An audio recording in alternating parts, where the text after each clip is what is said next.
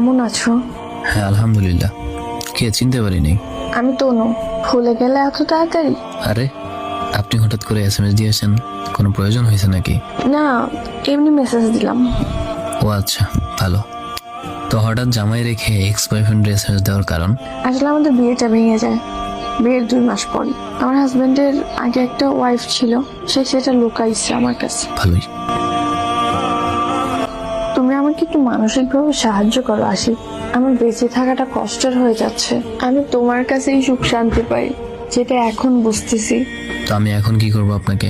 আমার সাথে কি আগের মতো কথা বলা যায় না? আপনার মতো লোভী মেয়ের সাথে আবার কথা বলার ইচ্ছা? দেখ, এটা তো আপনার শুধুমাত্র কল্পনা বই, কিছুই না। এমন বলো না, আমার খুব কষ্ট হয়। কষ্ট হইলেই কি, না হইলেই বা আমার কি? আজ থেকে 8 মাস আগেও আপনি বলেছেন আপনি আমার ছাড়া অন্য কাউকে বিয়ে করবেন না। আপনার বিয়ের জন্য ভালো পাত্র আপনার ফ্যামিলি পেয়ে যায়, তখনই তুমি আমাকে বলে দিলে তুমি আমাকে বিয়ে করতে পারবে না, সম্পর্ক রাখতে পারবে না। আমি তখন ঈশান নামাজের জন্য যাচ্ছিলাম, তোমার দেওয়া প্রতিটা মেসেজ সেদিন আমাকে ভেতর থেকে ভেঙে দেয়। পুরো নামাজে আমি কান্না করেছি। আমার আকাশ কাঁপানো কান্না তোমার সংসার সুখের করেনি।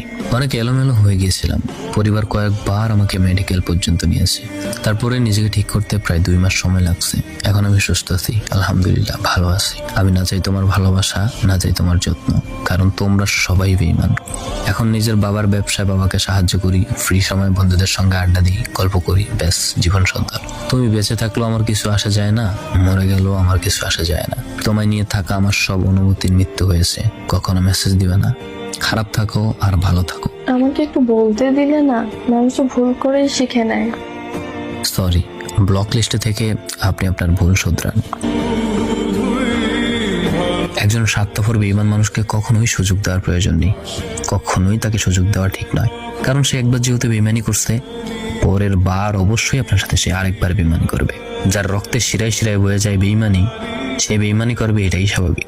তাকে ক্ষমা করে দিয়ে যদি মনে করেন আপনি মহৎ কাজ করেছেন, তাহলে সেটা অবশ্যই আপনার দুর্বলতা। আপনি আবারও ঠকে যাবেন। জীবনে চুপচাপ হয়ে চলুন, একা থাকুন, একা চলুন। খারাপ লাগলে ঘুরতে চলে যান, সাগরের পাড়ে ঘুরতে যান, পাহাড়ের উপরে উঠুন, আকাশের দিকে এক ধ্যানে তাকিয়ে থাকুন।